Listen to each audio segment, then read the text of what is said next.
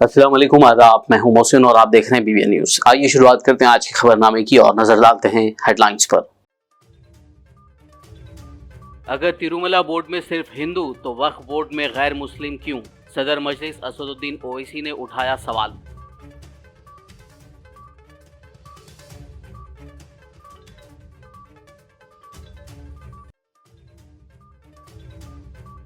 BRS को खुद का जायजा लेने की है जरूरत। सदर मजलिस असदुद्दीन ओवैसी ने जाहिर की बरहमी, कहा मूसी रिवर प्रोजेक्ट की बीमारी BRS की देन है।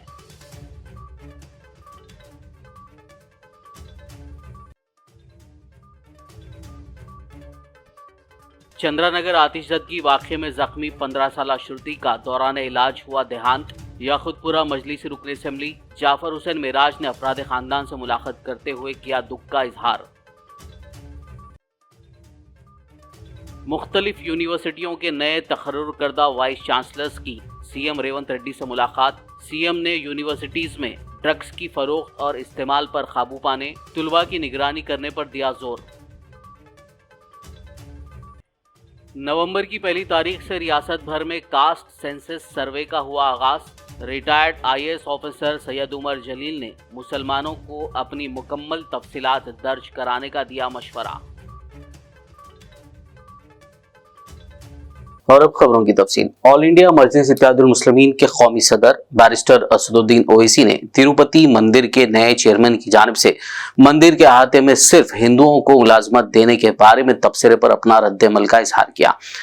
शहर हैदराबाद के आगापुरा में वाक़ मजलिस पार्टी के सदर दफ्तर दारुस्सलाम में असदुद्दीन ओवैसी ने मीडिया से बात करते हुए कहा कि जहां TTD के चेयरमैन तिरुमला में सिर्फ हिंदू अमले की पॉलिसी का ऐलान कर रहे हैं, वहीं मरकज की NDA हुकूमत वक्फ बोर्ड में गैर मुस्लिमों को शामिल करना चाहती है।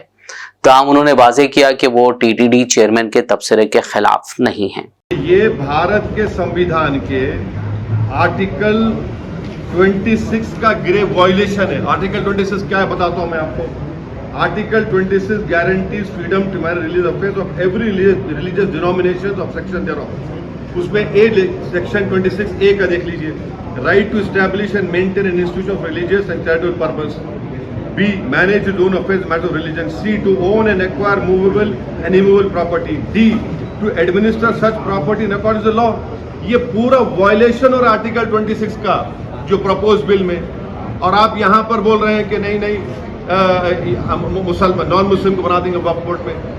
जो TTD के चेयरमैन ने कहा है हम उसके मुखालिफ नहीं हैं, बल्कि उसके ट्रस्टीज तो जो 24 ट्रस्टीज बनाई गई है उसमें देख लीजिए, उसमें किसका नाम है, उसमें किसी नॉन हिंदू का नाम है नहीं है उसमें। इसीलिए हम एक ऑब्जेक्शन हमारा ये है कि प्रपोज बिल में नरेंद्र मोदी हिंदू धर्म के लिए जो चीजें हैं वहां पर प्रोटेक्ट कर रहे हैं, जो मुस्लिम धर्म की जो चीजें हैं वहां पर आप नॉन हिंदूज को ला रहे हैं। क्यों ला रहे हैं बता रहा हूं, इसलिए ला रहे हैं कि वक्फ बोर्ड के एक्ट में 5 साल का डायरेक्ट मैनेजमेंट का प्रोविजन है। तो नरेंद्र मोदी एक तो कलेक्टर को पावर्स दे रहे हैं, दूसरा CEO जो होगा मुसलमान नहीं होगा वो भी बिल में है। 5 साल का डायरेक्ट मैनेजमेंट लेकर आप पूरे वक्फ बोर्ड को बर्बाद करना चाहते हैं। आप मुसलमानों की मस्जिदों को, मुसलमानों की दरगाहों को, खानखाहों को, उस जमीनों को हासिल करना चाह रहे हैं।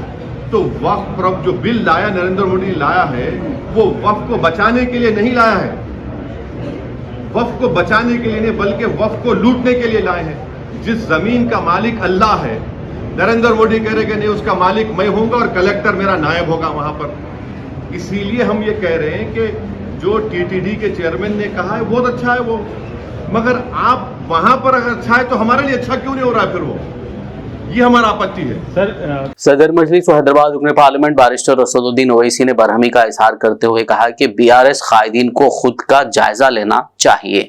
एक सहाफी के सवाल के BRS का कहना है कि मजलिस कांग्रेस के करीब हो गई है। उन्होंने कहा कि यह मजलिस ही थी जिसकी मदद से GHMC इलेक्शन में BRS को कामयाबी मिली थी, और क्या मूसा नदी प्रोजेक्ट का मंसूबा BRS ने नहीं बनाया था जबकि मजलिस ने उसकी मुखालिफत की थी। असदुद्दीन ओवैसी ने कहा कि हम आज भी कह रहे हैं, अगर आप मूसा नदी प्रोजेक्ट पर गरीबों के घरों को छुए बगैर काम करना चाहते हैं तो आपका इस्तकबाल है।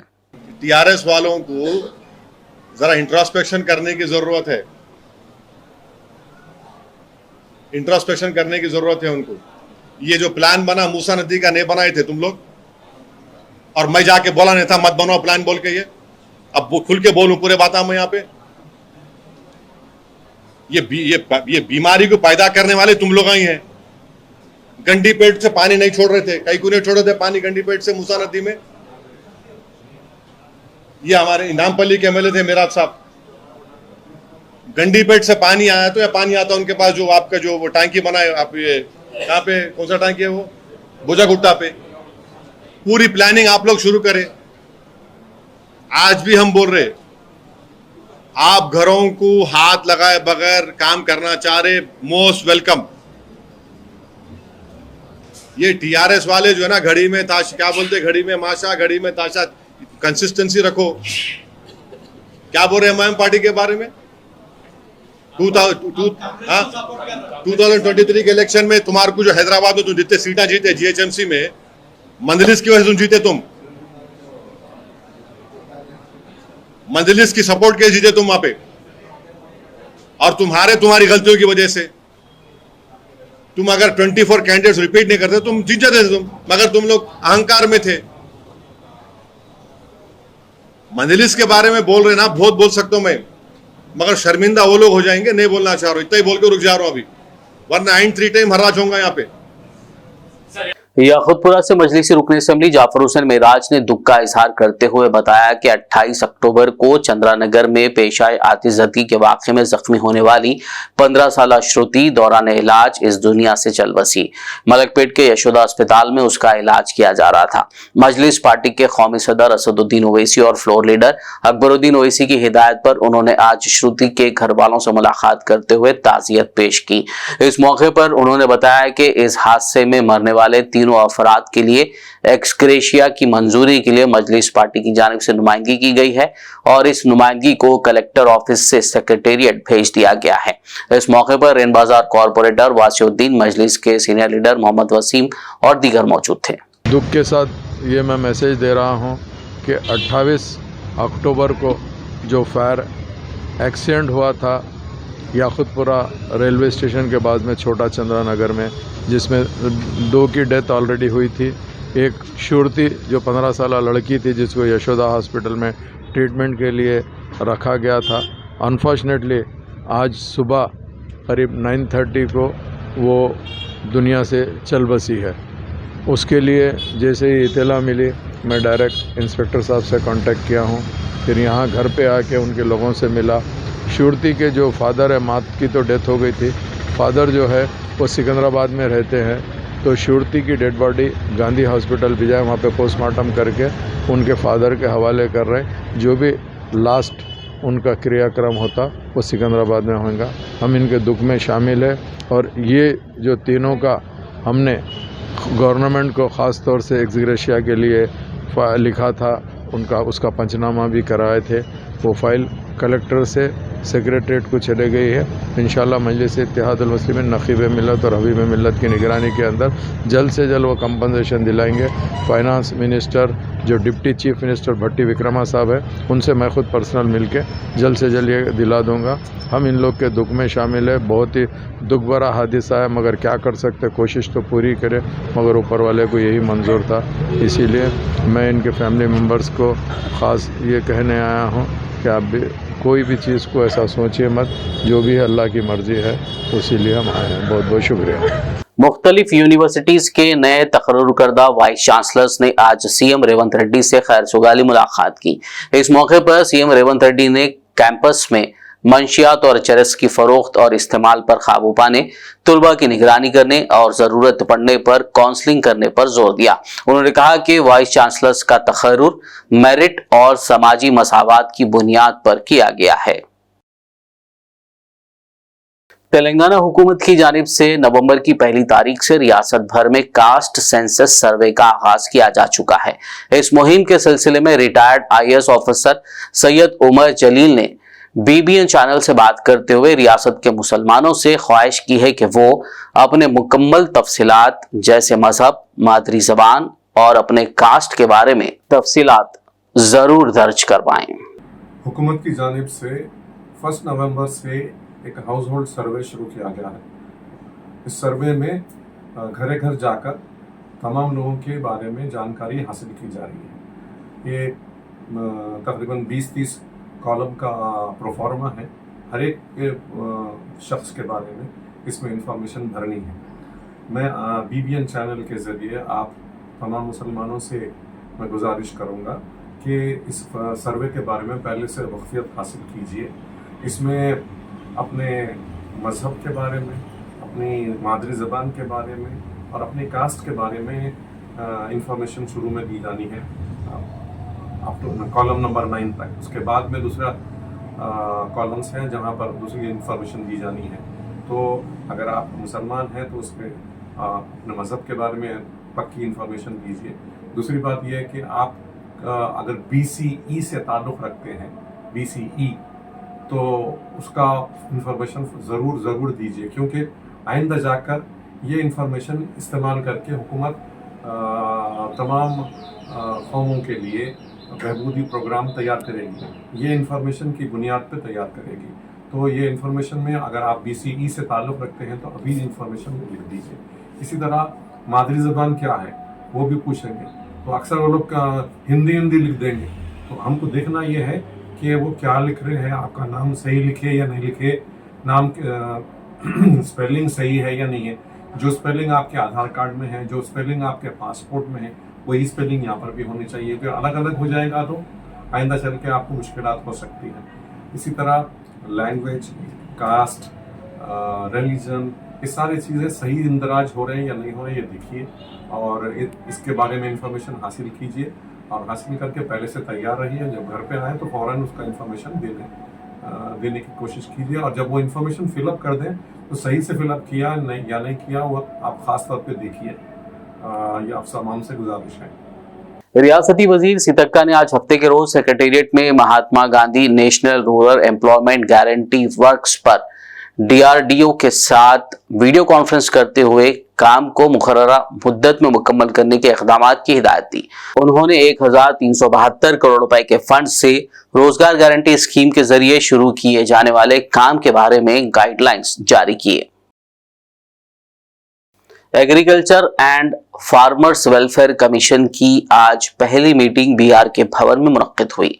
Agriculture and farmers welfare commission chairman Shri Konda Reddy की सदारत में मुनक्किदा इस मीटिंग में मुख्तलिफ उमूर पर तबादला ख्याल किया गया। खबरनामे में फिलहाल लेंगे एक ब्रेक। मुलाकात होगी इस छोटे से ब्रेक के बाद।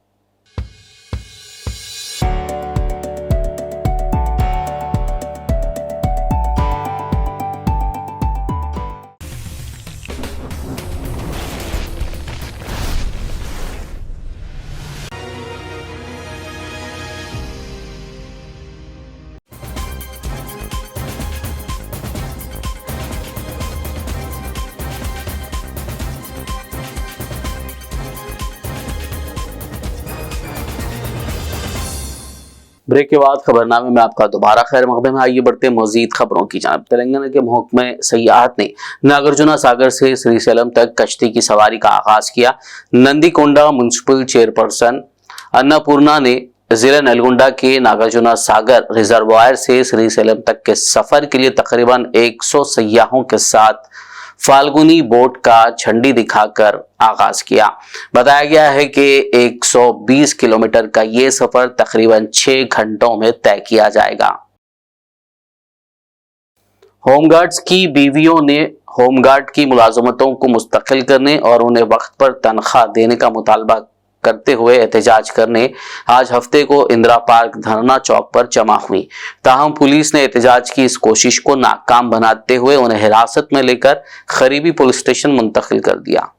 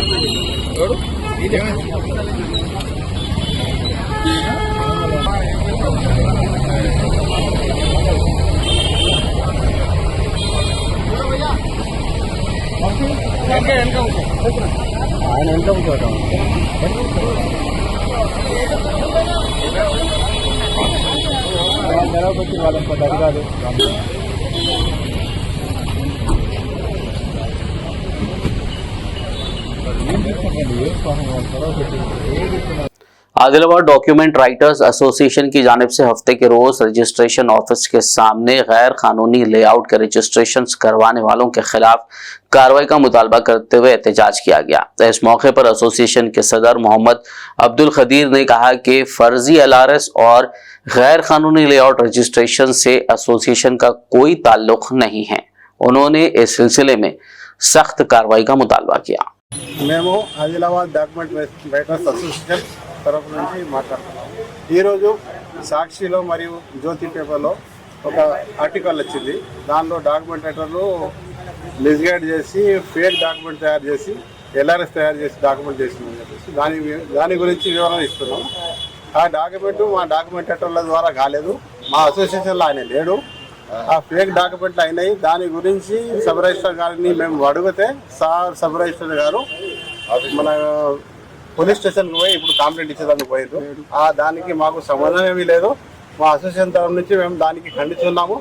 మాకు సపోర్ట్గా రియల్ ఎస్టేట్ అసోసియేషన్ వాళ్ళ ప్రెసిడెంట్ ముజు గారు, వ్యాస్ గారు కూడా వచ్చినారు।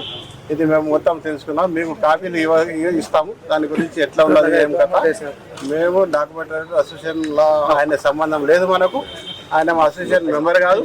ఈ కాపీస్ ఉన్నాయి, ఈ కాపీస్ మీకు ఇస్తాను। దీంట్లో డాక్యుమెంట్ రైటర్ పేరు లేదు। मजलिस पार्टी आदिलाबाद टाउन सदर नजीर अहमद की क़यादत में एक वफद ने नए म्युनिसिपल कमिश्नर आदिलाबाद के तौर पर अपने ओहदे का जायजा हासिल करने वाले CVN राजू से मुलाकात करते हुए शालपोशी के जरिए तहनीत पेश की और नेक ख्वाहिशात का इजहार किया।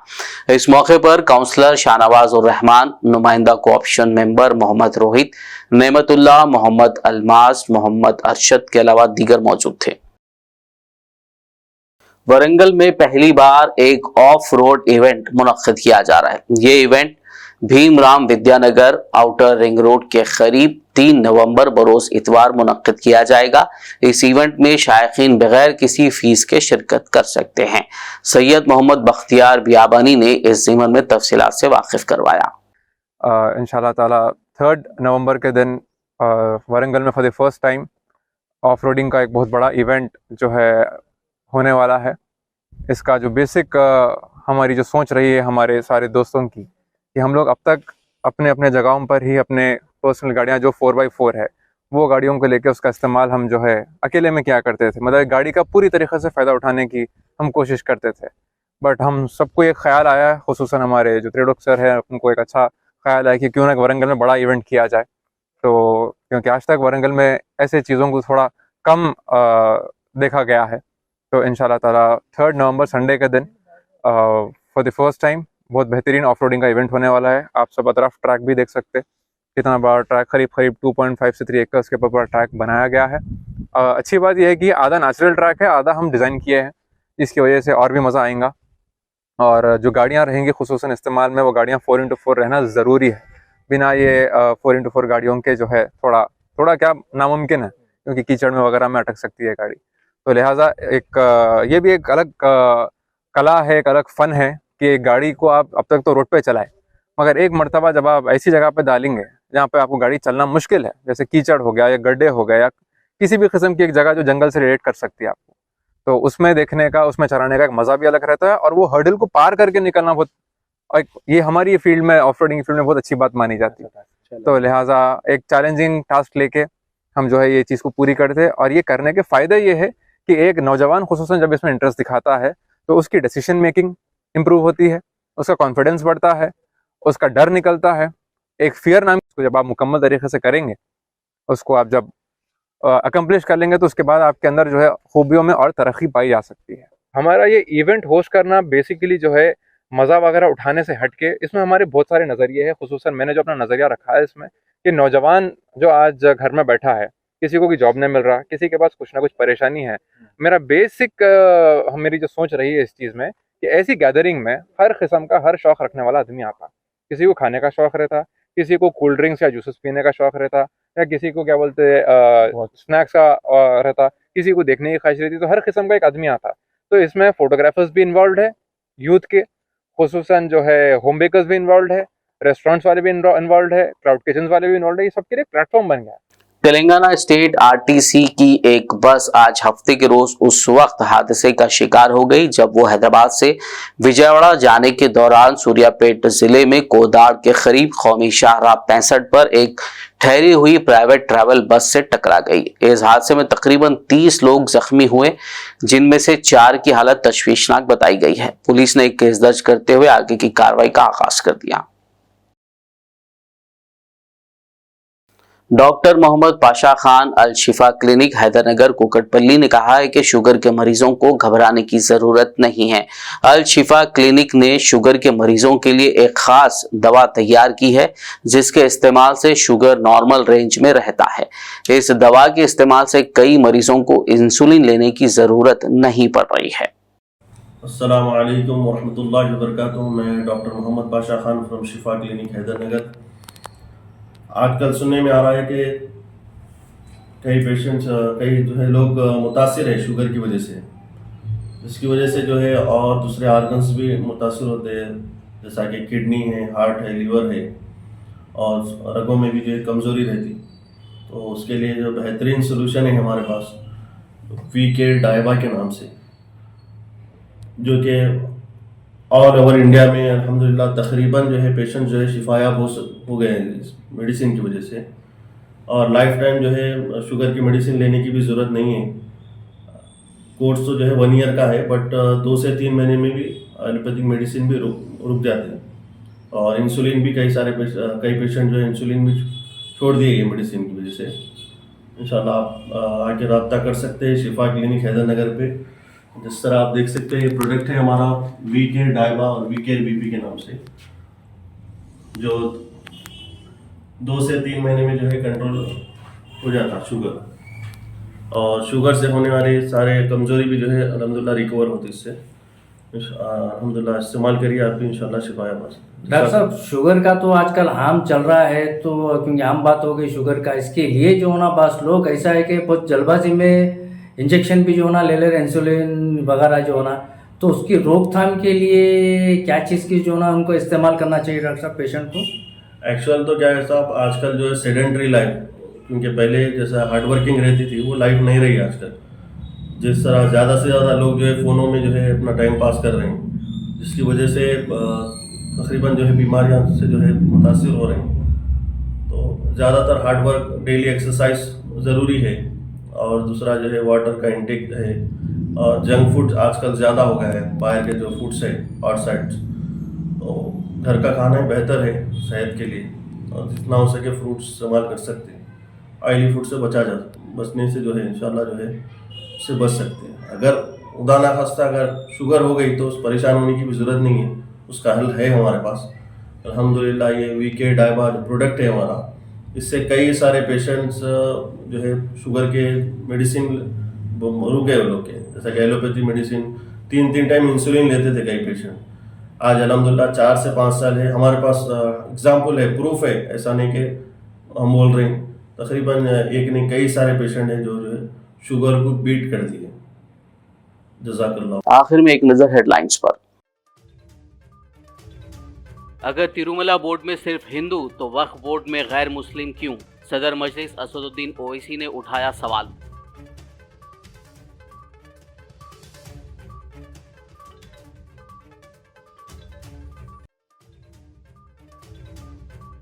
बीआरएस को खुद का जायजा लेने की है जरूरत। सदर मजलिस असदुद्दीन ओवैसी ने जाहिर की बरहमी, कहा मूसी रिवर प्रोजेक्ट की बीमारी बीआरएस की देन है।